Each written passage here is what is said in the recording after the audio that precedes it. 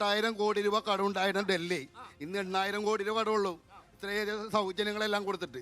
വേറൊരു കാര്യം, ഇപ്പോൾ നരേന്ദ്രമോദി ഏറ്റവും കൂടുതൽ ഭയപ്പെടുന്നത് അരവിന്ദ് കെജ്രിവാളിനെയാണ്.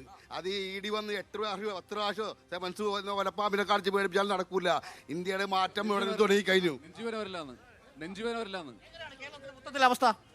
കേരളത്തിലെ മൊത്തത്തിലെ അവസ്ഥ പരിതാപകരമാണ്. കാരണം ഇപ്പോൾ LDF ഗവൺമെൻറ് 2ാം വട്ടം ഭരിക്കാൻ കയറിയിട്ട് ട്രാൻസ്പോർട്ട് കോർപ്പറേഷൻ നഷ്ടത്തിലാണ് പോയിക്കൊണ്ടിരിക്കുന്നത്. അവിടെ ജീവനക്കാർക്ക് ശമ്പളം കൊടുക്കുന്നില്ല. അതുപോലെ തന്നെ 1,500 രൂപ പെൻഷൻ കൊടുക്കുമെന്ന് പറഞ്ഞിട്ട് 6 മാസമായി കൊടുക്കുന്നില്ല. റേഷൻ കടയുടെ കാര്യം വളരെ ശോചനീയമാണ്. സപ്ലൈകോ അതിലപ്പുറം ശോചനീയമാണ്. ഇപ്പം ഞങ്ങൾ ആം ആദ്മികളെ അതെ ഒന്നുമില്ല, മുളകുമില്ല, ഒരു സാധനവും ഇല്ല, കിട്ടുന്നില്ല സപ്ലൈകോയിലെ. നാട്ടുകാർ കാണുന്നുണ്ട്, ഇന്നലെ ഞാൻ മാർക്കറ്റിൽ കണ്ടായിരുന്നു.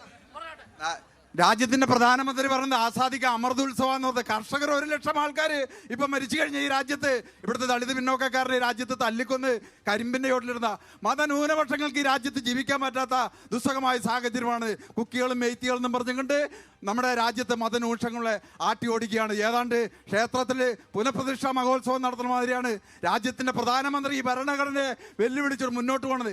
ഈ രാജ്യത്തെ ഒരു രീതിയിലുള്ള ജനങ്ങൾക്കും ആസാദിക അമൃതല്ല കാളകൂടം വിഷമാണ് ഇവര് ഈ രാജ്യത്ത് വിതരണം ചെയ്യണമെന്നുള്ളതാണ്.